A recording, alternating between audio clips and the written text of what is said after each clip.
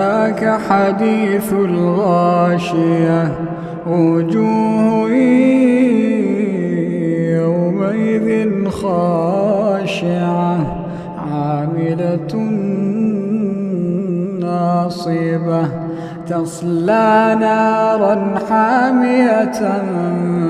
تسقى من عين آنية ليس لهم طعام إلا من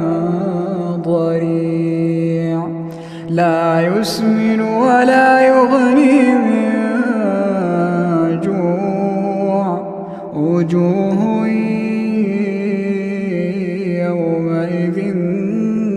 ناعمة لسعيها راضية في جنة عالية لا تسمع فيها لاغية فيها عين جارية فيها سرر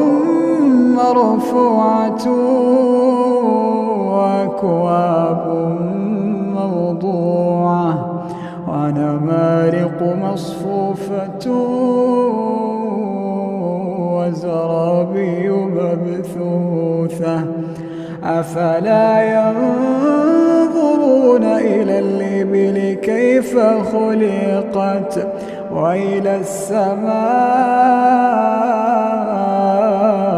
كيف رفعت وإلى الجبال كيف نصبت وإلى الأرض كيف سطحت فذكر إنما أنت مذكر لست عليهم بمسيطر إلا من تولى وكفر فيعذبه الله العذاب الأكبر إن إلينا إيابهم ثم إن علينا حسابهم